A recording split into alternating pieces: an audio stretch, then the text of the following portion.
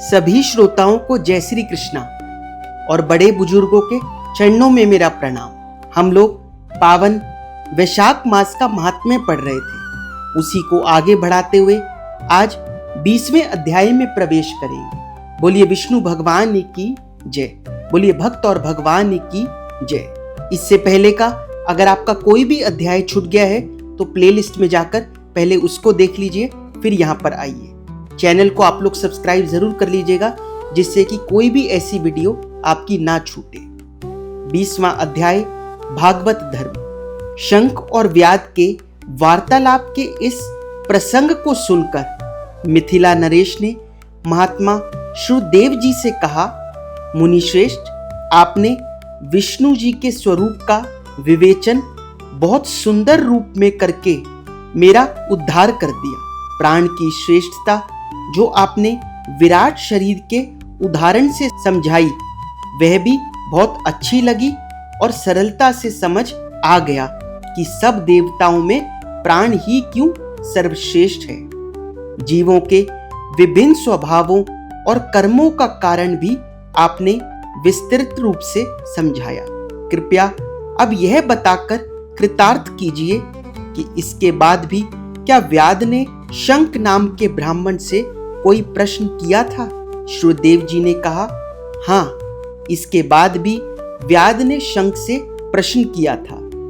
उसने शंख से कहा, हे श्रेष्ठ ब्राह्मण, भगवान से संबंध रखने वाले धर्म कौन कौन से हैं? यह भी बतलाइए कि उनमें से भगवान विष्णु को किन धर्मों से प्रसन्न किया जा सकता है। शंख ने कहा, जिससे अंतःकरण शुद्ध होता है, जो संतों सज्जनों का उपकार करने वाला है तथा जिसे सभी निंदनीय न कहकर उस पर श्रद्धा रखते हैं, उसे सात्विक धर्म समझना चाहिए। वेदों और स्मृतियों में बताए हुए धर्म का यदि बिना फल की इच्छा किए पालन किया जाए तथा वह लोक विरुद्ध ना हो, तो उसे भी सात्विक धर्म जानना चाहिए।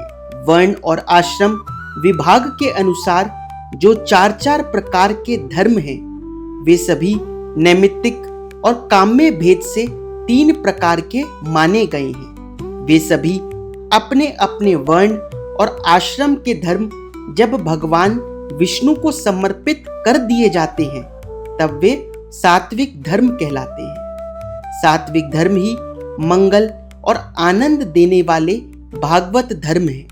अन्य देवताओं की भक्ति या प्रसन्नता के लिए फल इच्छा की भावना से किए जाने वाले धर्म राजस माने गए हैं। यक्ष, राक्षस, पिशाच आदि के उद्देश्य से किए जाने वाले लोक विरुद्ध, हिंसात्मक एवं निंदात्मक कर्मों को तामस धर्म कहा गया है। जो सत्य गुण में स्थित होकर भगवान विष्णु को प्रसन्न करने वाले शुभ कारक सात्विक धर्मों का सदा निष्काम भाव से पालन करते हैं, वे विष्णु भक्त माने गए हैं और इसीलिए उन्हें भागवत भी कहते हैं। जिनका चित्त सदा भगवान विष्णु में लगा रहता है, जिनकी जीवा पर सदा भगवान का नाम रहता है और जिनके हृदय में भगवान के चरण विराजमान हैं, वे भागवत कहे जाते हैं।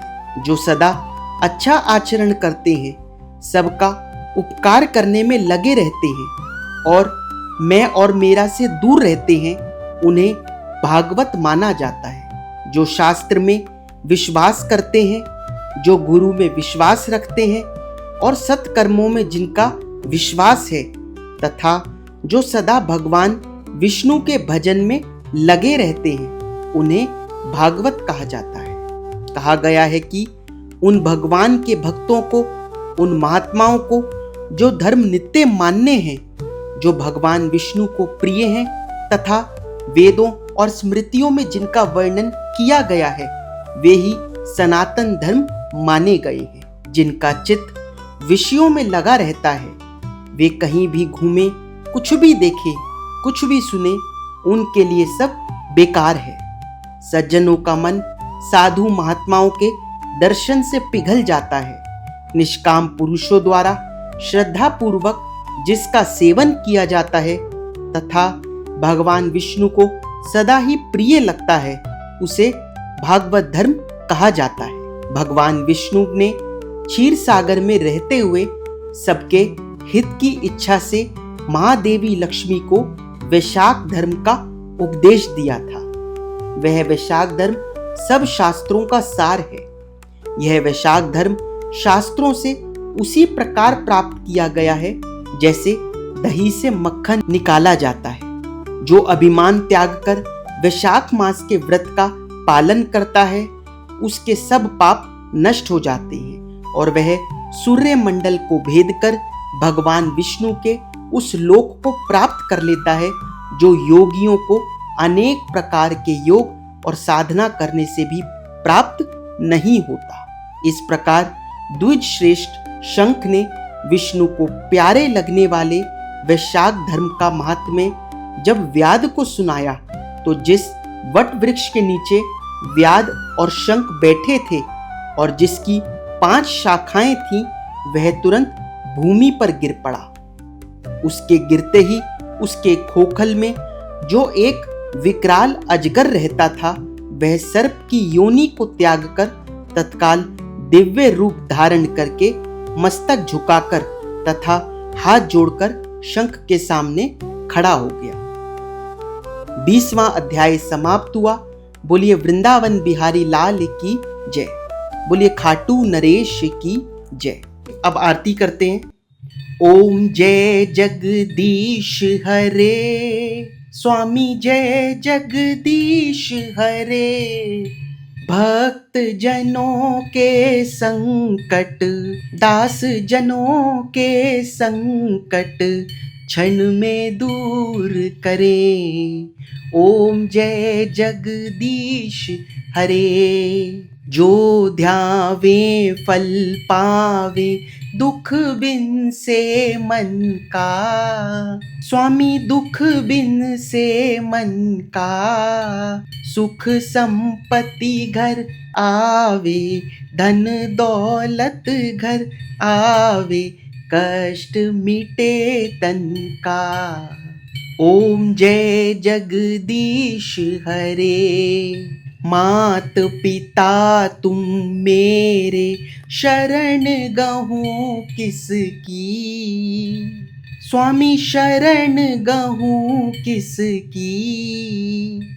तुम बिन और न दूजा, तुम बिन और न दूजा, आस करूं जिसकी। ओम जय जगदीश हरे। तुम पूर्ण परमात्मा, तुम अंतर्यामी। स्वामी तुम अंतर्यामी। पार ब्रह्म परमेश्वर, पार ब्रह्म परमेश्वर, तुम सबके स्वामी। ओम जय जगदीश हरे। तुम करुणा के सागर, तुम पालन करता। स्वामी तुम पालन करता। मैं मूरख खल कामी, मैं सेवक तुम स्वामी, कृपा करो भरता। ओम जय जगदीश हरे। तुम हो एक अगोचर, सबके प्राणपति। स्वामी सबके प्राणपति। किस विध मिलूं दया में, किस विध मिलूं दया में, तुमको मैं कुमती। ओम जय जगदीश हरे। दीन बंधु दुख हरता, ठाकुर तुम मेरे। स्वामी रक्षक तुम मेरे। अपने हाथ उठाओ, अपनी शरण लगाओ, द्वार पड़ा तेरे। ओम जय जगदीश हरे। विषय विकार मिटाओ, पाप हरो देवा, स्वामी पाप हरो देवा। श्रद्धा भक्ति बढ़ाओ, श्रद्धा भक्ति बढ़ाओ, संतन की सेवा। ओम जय जगदीश हरे। ओम जय जगदीश हरे। स्वामी जय जगदीश हरे। भक्त जनों के संकट, दास जनों के संकट क्षण में दूर करें। ओम जय जगदीश हरे। बोले विष्णु भगवान की जय, बोले भक्त और भगवान की जय। अगर आप लोगों को वीडियो अच्छी लगी हो तो वीडियो को लाइक और चैनल को सब्सक्राइब जरूर कीजिएगा। जय श्री कृष्ण।